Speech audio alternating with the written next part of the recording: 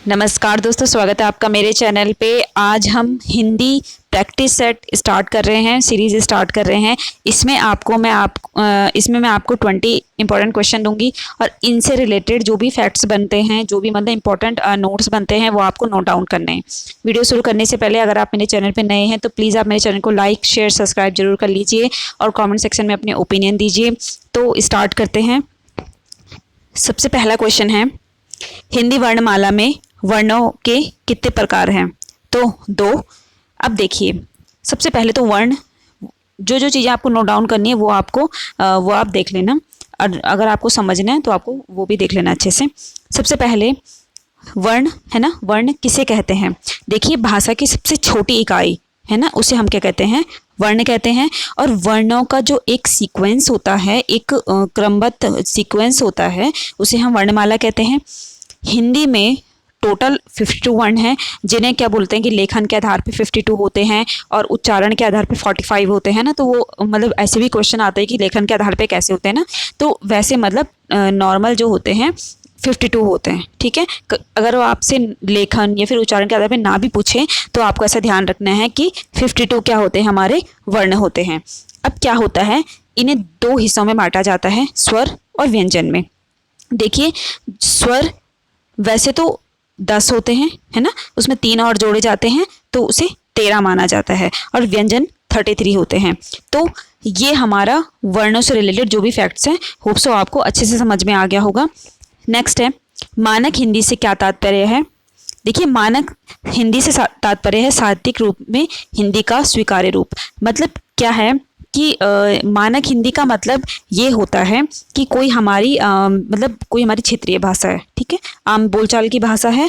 क्या होता है कि जब वो क्षेत्रीय भाषा को कोई साहित्यकार उसे अपने स्तर से ऊपर उठाकर एक मानक रूप ग्रहण करता है ना, तो उसे उसका मानकीकरण कहला जाता है। बस आपको ऐसा ध्यान रखना कि मानक भाषा किसे कहते हैं कि किसी भी भाषा का मानकीकरण, और ये एक क्षेत्रीय आम बोलचाल की भाषा होती है। नेक्स्ट है, हिंदी भाषा की लिपि क्या है? ये आपको बहुत इंपॉर्टेंट क्वेश्चन है, आपको अच्छे से ध्यान रखना है कि हिंदी भाषा की लिपि क्या है? हमारी देवनागरी है। ठीक है, अब लिपि क्या होती है? देखिए, लिपि क्या होती है कि इसमें क्या होता है कि हम अपने विचारों को और अपने भावों को जब लिखित रूप में वो करते हैं ना, प्रदर्शित करते हैं ना, तो उसे हम लिपि कहते हैं। देखिए, कई बार क्या होता है कि ये छोटी छोटी जो बेसिक जो स्टेटमेंट्स होते हैं ना, ये आ जाते हैं कि लिपि किसे कहते हैं, है ना। तो आपको ध्यान रखना है कि लिपि क्या होता है कि जब हम अपने विचारों को, अपने भावों को लिखित रूप से प्रदर्शित करते हैं तो उसे हम लिपि कहते हैं। क्या होता है कि ये श्रव्य भी होती है, मतलब हम सुन के भी इसको समझ सकते हैं और देख के भी समझ सकते हैं। क्लियर? अब हिंदी भाषा की जो लिपि है क्या है? देवनागरी है। नेक्स्ट है, हिंदी की उत्पत्ति किस अपभ्रंश से हुई है? तो हिंदी की उत्पत्ति हमारे किससे हुई है? शौरसैनी अपभ्रंश से हुई है। ध्यान रहेगा आपको।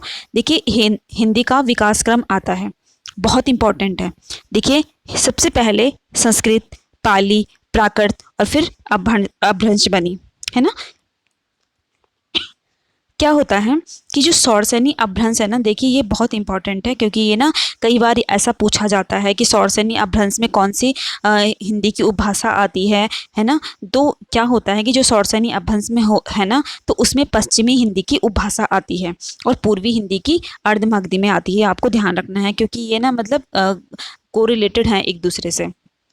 तो ध्यान रहेगा आप लोगों को कि हिंदी की उत्पत्ति किस अपभ्रंश से हुई है? शौरसैनी अपभ्रंश से हुई है। इसके बाद उपनिषदों की संख्या कितनी होती है? 108। देखिए, उपनिषदों का जो शाब्दिक अर्थ होता है समीप बैठना, है ना, अर्थात जो ब्रह्म विद्या को प्राप्त करने के लिए गुरु के समीप बैठना, तो उपनिषदों को वेदांत भी कहते हैं। मतलब नॉर्मल आपको ऐसे ध्यान रखना है समझने के लिए कि उपनिषद का शाब्दिक अर्थ क्या होता है? समीप बैठना। इसलिए मतलब विद्या को प्राप्त करने के लिए गुरु के समीप बैठना, तो मतलब ऐसा समझा जाता है इसको, और उपनिषद को वेदांत भी कहा जाता है। ये आपको ध्यान रखनी है चीज़ें। अब ब्रज भाषा किस रूप में सबसे प्रसिद्ध है? देखिए, क्या होता है, सबसे पहले आप इसका आंसर देख लीजिए कि ब्रज भाषा जो है वो किस रूप में प्रसिद्ध है? वो काव्य भाषा के रूप में प्रदर्शित है। अब जो ब्रज भाषा थी ना, वो भक्ति काल की बहुत समृद्ध भाषा थी, है ना। और ये ना ब्रज प्रदेश में, ब्रज प्रदेश मतलब मथुरा और उसके आसपास के क्षेत्रों में बोले जाने वाली भाषा है ना। क्या होता है कि जो कृष्ण भक्ति धारा के जो कवि हैं ना, उन्होंने काव्य भाषा के रूप में इसका प्रयोग किया, ब्रज भाषा का। फिर ये जो ब्रज भाषा थी, ब्रज क्षेत्र से निकल कर, मतलब मथुरा के क्षेत्र से निकल के बंगाल, महाराष्ट्र, राजस्थान, पंजाब, इन एरिया तक पहुंची। तो ब्रज भाषा भक्तिकाल की बहुत समृद्ध भाषा मानी जाती है। तो आपको इसको ध्यान रखना है। और इस भाषा को किस रूप में प्रदर्शित करते हैं हम? काव्य भाषा के रूप में। नेक्स्ट है, कौन सी भाषा संस्कृत भाषा की अपभ्रंश है? तो पाली है। ये अभी मैंने आपको पूरा सीक्वेंस बताया ना कि संस्कृत के बाद क्या है, पाली है, फिर प्राकृत है, फिर अपभ्रंश है ना। तो आपको इसको ध्यान रखना है। अब नेक्स्ट है, गांधी जी ने राष्ट्रभाषा के कितने लक्षण बताए हैं? तो गांधी जी ने राष्ट्रभाषा के कितने लक्षण बताए हैं? 5 लक्षण बताए हैं। देखिए क्या था, गांधी जी के अनुसार राष्ट्रभाषा कैसी होनी चाहिए? गांधी जी के अनुसार इन्होंने कहा कि राष्ट्रभाषा को हम ऐसे रूप में देखते हैं जो सरल हो, है ना, और सहज हो। ये ऐसी भाषा होनी चाहिए कि जो पूरे देश को एकता के बंधन में बांधे। और गांधी जी ने इसी आधार पे राष्ट्रभाषा के 5 लक्षण बताए हैं। बस ये आपको ऐसे ध्यान रखना है कि कितने हैं, 5 हैं। और इनके अनुसार राष्ट्रभाषा कैसी होनी चाहिए? वो सरल होनी चाहिए और ऐसी होनी चाहिए कि जो मतलब सबके समझ में भी आए और लोगों को मतलब एकता के सूत्र में बांधे। नेक्स्ट है, भारत देश में सर्वाधिक बोले जाने वाली भाषा कौन सी है? हिंदी है। जो हिंदी है, हिंदी को लगभग 42% लोग बोलते हैं, है ना। और 35% लोग इसे द्वितीय भाषा के रूप में यूज़ करते हैं। क्लियर? मतलब प्रथम भाषा के रूप में तो 42% और दूसरी भाषा के रूप में 35% लोग मतलब इसको, हिंदी को यूज़ करते हैं। तो इस बेस पे हम ऐसा बोलते हैं कि हिंदी को सबसे ज़्यादा बोले जाने वाली भाषा कहा जाता है। क्लियर? नेक्स्ट है, संस्कृत भाषा का प्राचीनतम रूप कहाँ देखने को मिलता है? तो कहाँ मिलता है हमको? ऋग्वेद में मिलता है। देखिए जो ऋग्वेद है वो भारत का सबसे प्राचीन ग्रंथ है ना। जो ऋग्वेद है उसे संस्कृत में लिखा गया है, इसीलिए संस्कृत भाषा का प्राचीनतम रूप ऋग्वेद में देखने को मिलता है।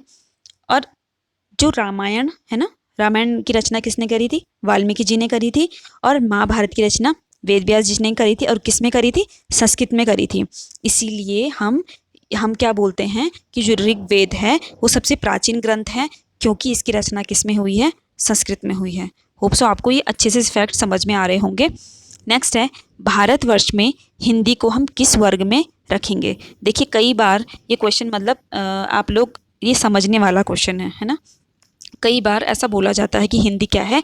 राजभाषा है, राष्ट्रीय भाषा नहीं है। पर आपको यहाँ पे चीज़ें अच्छे से समझ में आएंगी, क्योंकि हमें कोई भी स्टेटमेंट होता है हमें एज इट उसको याद नहीं करना चाहिए जब तक हमें उसके पीछे का थोड़ा एक बेसिक सेंस ना पता हो, है ना। देखिए क्या है कि जो हमारा संविधान है ना, उसमें अंग्रेजी के साथ साथ हिंदी को भी राजभाषा का दर्जा प्राप्त किया गया है। पर हिंदी बोलने वालों की जो संख्या है वो भारतवर्ष में सबसे ज़्यादा है। तो इस बेस पे हम ऐसा बोलते हैं कि हमारे हिंदुस्तान में जो हिंदी है वो हमारी राष्ट्रभाषा है। क्लियर? होप सो आपको ये समझ में अच्छे से आ गया होगा। नेक्स्ट है, उच्चारण दृष्टि के आधार पे दंत्य वर्ण कौन कौन से हैं? तो उच्चारण दृष्टि के आधार पे हमारे जो दंत्य वर्ण हैं त, थ, द, ध और न। क्लियर?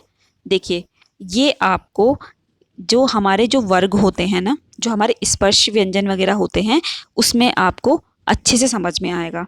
इसमें क्या होता है कि हमारे 5 टोटल मतलब 5 वर्ग होते हैं, है ना। और टोटल हमारे जो स्पर्श व्यंजन मतलब ऐसे होते हैं कि जो एक दूसरे को जोड़ के चलते हैं, एक दूसरे को टच करके चलते हैं ना। तो इसमें कंठ ध्वनि भी निकलती है ना, दंती ध्वनि भी निकलती है, मूर्धन्य ध्वनि भी निकलती है। तो इस हिसाब से जो हमारे जो वर्ग हैं उनको 5 हिस्सों में डिवाइड किया गया है ना। तो अब आप लोग ऐसा सोच रहे होंगे कि कितने टाइप के होते हैं। तो सबसे पहले कंठ वाला वर्ण होता है। जो कंठ वाला होता है उसके हिसाब से हम क्या करते हैं कि जो क वर्ग है पूरा, तो कंठ ध्वनि होती है। क्लियर? अब इसके बाद हम जो मूर्धन्य होता है वो पूरे का पूरे जो टा वर्ग होता है वो होता है ना, दंती वाला त वर्ग होता है। तो इस हिसाब से मतलब हम वर्गों में इन चीज़ों को बांटते हैं। क्लियर। अब जैसे कि हमने बोला कि कंठ ध्वनि की जो उच्चारण है वो कंठ से होता है इस हिसाब से जो दंती है तो वो मतलब जो ये तो है ना, इस तरह से इसका उच्चारण होता है। तो आपको इन चीज़ों को एक बार अच्छे से समझना है, ठीक है। इसके अलावा जो मतलब तालव्य होते हैं जो तालु के स्थान से बोले जाते हैं, जो नासिक्य होते हैं वो नाक से बोले जाते हैं, तो ऐसे नासिक्य वाले भी आते हैं। तो इनके उच्चारण के आधार पे हिंदी वर्णमाला को कंठ, तालव्य, मूर्धन्य, दंती, ओष्ठ है ना, दंतोष्ठ, इनके हिसाब से मतलब उच्चारण किया जाता है ना। तो होप सो आपको ये अच्छे से समझ में आ रहा होगा। अब नेक्स्ट है महाप्राण व्यंजन किसे कहते हैं। देखिए महाप्राण व्यंजन जैसे कि मतलब कोई वर्ग है ना, जैसे कि अभी मैंने आपको जो ये स्पर्श व्यंजन वाला वर्ग है वो बताया ना, तो जो जैसे क वर्ग, आप एक वर्ग ले लीजिए आपको समझ में आ जाएगा। देखिए जो अल्प प्राण है और जो महाप्राण है ना, तो क्या होता है कि जो अल्प प्राण, बस आपको ऐसे ध्यान रखना है, अल्प प्राण पहला और तीसरे व्यंजन होते हैं, याद रहेगा।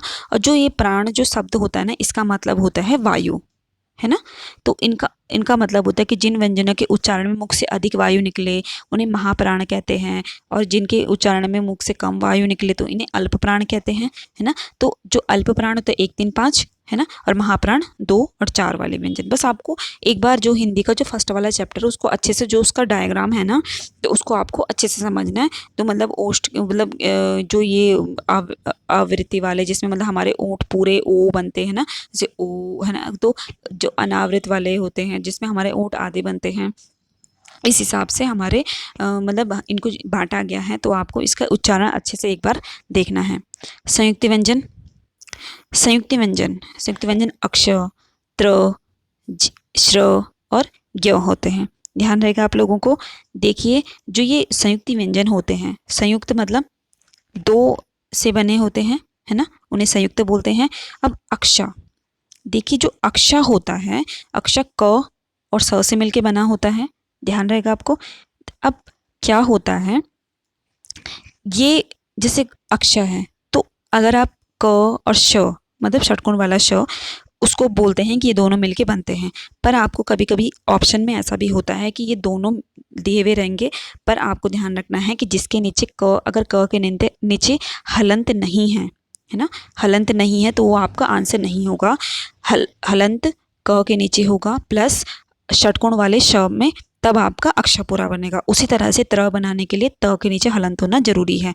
अगर हलंत नहीं हुआ तो वो आपका आंसर नहीं होगा, ध्यान रहेगा आप लोगों को। इसके बाद नेक्स्ट है भाषा के शुद्ध रूप का ज्ञान किससे होता है। अब भाषा के शुद्ध रूप का ज्ञान हमें किससे होता है, लिखित भाषा से होता है, ठीक है। देखिए जो ये है ये आपको ना मतलब ये ना आपको बेसिक वाले हैं जो आपको समझना है ना। भाषा के शुद्ध रूप का ज्ञान हमें लिखित भाषा से होता है, क्योंकि जब हम किसी चीज़ को लिखते हैं है ना, तभी तो हमें उसके बारे में क्लियर पता चलता है कि कौन सी लैंग्वेज है, मतलब लिख के पता चलती है ना। तो बस कुछ क्वेश्चन इसमें ऐसे कि समझने वाले हैं। अब अल्प प्राण व्यंजन, कौन सी भाषा संस्कृत भाषा की अपभ्रंश है, पाली है, जो मैंने आपको थोड़ी देर पहले ऊपर वाले क्वेश्चंस में बताया। अल्प प्राण व्यंजन जो मैंने अभी आपको बताया कि 1, 3, 5 वाले व्यंजन होते हैं। हिंदी भाषा की उपभाषाएं कितनी, देखिए जो ये 3 क्वेश्चन हैं इसमें आपका फर्स्ट जो चैप्टर है वो अच्छे से कवर हो जाएगा। मैं पूरी कोशिश करूँगी आपको नोट डाउन करना है। सबसे पहली चीज़, हिंदी भाषा की उपभाषाएं कितनी हैं, तो हिंदी भाषा की जो उपभाषाएं हैं वो कितनी हैं, 5 हैं। देखिए जो ये जितनी भी उपभाषाएं हैं इनकी जितनी भी बोलियां हैं वो आपको अच्छे से समझनी है। सबसे पहले आती है, देखिए 5 उपभाषाएं हैं। राजस्थानी जो राजस्थान में बोली जाती है, राजस्थान में 4 बोलियां आती है, जैसे मारवाड़ी, मेवाती, मालवी, जयपुरी, ढूंढारी, तो ये आपको ध्यान रखना है। पश्चिमी हिंदी जो हरियाणा उत्तर प्रदेश में बोली जाती है, जैसे कौरवी, खड़ी बोली, बांगरू, हरियाणवी, ब्रजभाषा, बुंदेली, कन्नौजी, ये आपको डायग्राम के थ्रू मैं बताऊंगी ताकि आपको अच्छे से समझ में आ जाए। पूर्वी हिंदी, पूर्वी हिंदी में हमारी अवधी, बघेली, छत्तीसगढ़ी आ जाती है। अवधी मध्य प्रदेश में, बघेली छत्तीसगढ़ में और छत्तीसगढ़ी उत्तर प्रदेश में जाती है। बिहारी हिंदी, बिहारी में भोजपुरी, मगही, मैथिली आती हैं बोलियाँ, जैसे बिहार और उत्तर प्रदेश वाला पार्ट आता है। पहाड़ी हिंदी में कुमाऊनी, गढ़वाली, उत्तराखंड, हिमाचल वाला पार्ट आता है। तो क्वेश्चन क्या बनता है? क्वेश्चन ये बनता है कि इसमें से कौन सी बोली कौन सी उपभाषा की है, क्योंकि कभी कभी वो ऐसे दे देंगे कि बुंदेली कौन सी हिंदी में आती है, पश्चिमी में आती है कि पूर्वी में आती है। तो आपको इसको मैं एक शॉर्ट्स इसका बना दूंगी डायग्राम के थ्रू, आपको अच्छे से समझ में आ जाएगा। तो इस तरह से हमारी 5 उपभाषाएं, क्योंकि हिंदी हमारी भाषा है तो इसकी उपभाषा क्या है, 5 है। क्लियर, ध्यान रहेगा। अब इसकी जो बोलियां हैं तो बोलियां 17 मानी जाती हैं। अब नेक्स्ट है, अभी तक कितने हिंदी सम्मेलन हुए, ये मैं आपको इसको अच्छे से बताऊंगी, मतलब स्थान बताऊंगी, है ना, कब हुए ये बताऊंगी, और कौन से तिथि में हुए ये बताऊंगी। तो फर्स्ट जो हमारा 1975 में हुआ 10 से 14 जनवरी, ये नागपुर में हुआ। सेकंड जो 1976 में पोर्ट लुइस मॉरिशस में हुआ। जो थर्ड हुआ वो न्यू दिल्ली में हुआ 1983। फोर्थ 1993 पोर्ट लुइस में। फिफ्थ आई थिंक 1996 में हुआ पोर्ट ऑफ स्पेन में। सिक्स्थ हुआ 1999 में ब्रिटेन में। सेवन्थ हुआ 2003 में। फिर 2007 में, 12 में और 15 में। 2003 वाला पैरामारिबो सूरीनाम में हुआ। नेक्स्ट है 2007 वाला न्यूयॉर्क में। और जो 9वां हमारा जोहान्सबर्ग दक्षिण अफ्रीका। और जो लास्ट 10वां है भोपाल में हुआ। तो कभी कभी ऐसा क्वेश्चन पूछ लिया जाता है कि इसमें से जो पहला जो हमारा जो हिंदी सम्मेलन हुआ वो कहाँ हुआ, तो वो कहाँ हुआ, हमारा नागपुर भारत में हुआ। और जो 10वां हुआ वो कहाँ हुआ, वो भोपाल में हुआ। तो आपको ध्यान रखना है कि टोटल हमारे हिंदी सम्मेलन कितने हुए हैं, 10 हुए हैं। ठीक है। और जो इनका हिंदी सम्मेलन करवाने का जो उद्देश्य था ना, वो क्या था? हिंदी सम्मेलन करवाने का उद्देश्य ये था कि जो यूएनओ की भाषाएं हैं ना, उसमें हिंदी को एक प्रॉपर अपने एक स्थान दिलाना और हिंदी का प्रचार प्रसार करना, इसीलिए हमने हिंदी सम्मेलन करवाए। नेक्स्ट है और लास्ट है, राजभाषा संविधान की किस भाग में आती है? देखिए, इससे रिलेटेड मैं आपको कुछ इम्पॉर्टेंट आर्टिकल्स बताऊंगी, वो आपको ध्यान रखना है। जिन लोगों ने पहले पढ़े हैं वो आप एक अच्छा सा रिवीजन करेंगे, ध्यान से सुनेंगे। ठीक है। सबसे पहले बात, कौन से भाग में आता है? 17 में आता है। जो आर्टिकल्स हैं 343, 351 टोटल आते हैं। इस बीच में हमारे क्या हिंदी की मतलब राजभाषा के बारे में लिखा हुआ है।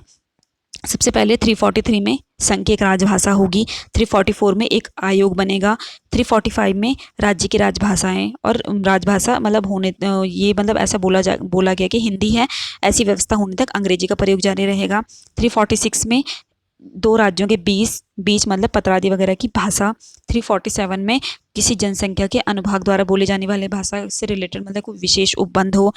349 में सुप्रीम कोर्ट और हाई कोर्ट, संसद और राज्य विधानसभा में बिल और अधिनियम आदि में प्रयोग किए जाने वाली भाषा मतलब इंग्लिश रहेगी। 349 में हमें ये बोला गया मतलब भाषा से रिलेटेड मतलब ऐसे राजभाषा संबंधी कोई भी बिल है वो राष्ट्रपति की पूर्व अनुमति के बिना मंजूर नहीं किया जाएगा, है ना, उनकी अनुमति के बिना पेश नहीं किया जाएगा।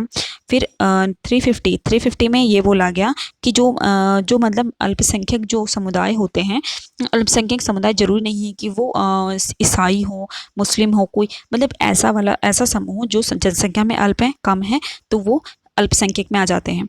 तो उन्होंने ये बोला गया कि जो उनकी प्राथमिक स्तर की भाषा होगी वो उनकी मातृभाषा में देने की उन्हें शिक्षा की सुविधाएं दी जाएगी। और मतलब ऐसा बोला गया कि भाषाई अल्पसंख्यक वर्गों के लिए विशेष अधिकारी की नियुक्ति भी राष्ट्रपति द्वारा की जाएगी। नेक्स्ट है लास्ट, अनुच्छेद 351 हिंदी के विकास के लिए इसमें निर्देश दिए गए। इसके अलावा हमारी 8वीं अनुसूची में सारी भाषाएं आई है ना, जिसमें मतलब 22 प्रादेशिक भाषाओं का उल्लेख है। स्टार्टिंग में 14 थी, फिर बाद में 22 कर दी गई। इसमें असमिया, बांग्ला, गुजराती, हिंदी, कन्नड़, कश्मीरी, मलयालम, मराठी, उड़िया, पंजाबी, संस्कृत, तमिल, तेलुगु, उर्दू थी। बाद में सिंधी को 21 में 1967 में जोड़ा गया। कोंकणी, मणिपुरी, नेपाली को 71 में 1992 में जोड़ा गया। इसकी संख्या टोटल 18 हो गई। फिर उसके बाद बोडो, डोंगरी, मैथिली, संथाली को जोड़ा गया। कौन से संशोधन में? 92वां संशोधन 2003 में। फिर इसके अकॉर्डिंग क्या हुआ कि हमारी जो टोटल 22 लैंग्वेज हो गई। क्वेश्चन क्या आता है? अब क्वेश्चन इसमें ये आता है कि इसमें से हमारी जो अनुसूची 8वीं अनुसूची में जो भी भाषा है इसमें से कौन सी नहीं है। तो आपको इसको एक रीडिंग माननी है ना, तो इसको आपको ध्यान रखना है। इसका मैं आपको शॉर्ट्स बना के दे दूंगी। तो होप सो आपको आज अच्छे से रिवीजन हो गया होगा। अगर आपको चीज़ें अच्छे से समझ में आ गई है तो आप प्लीज़ कॉमेंट सेक्शन में अपने ओपिनियन दीजिए, है ना। तो आज के लिए इतना ही। Thanks for watching.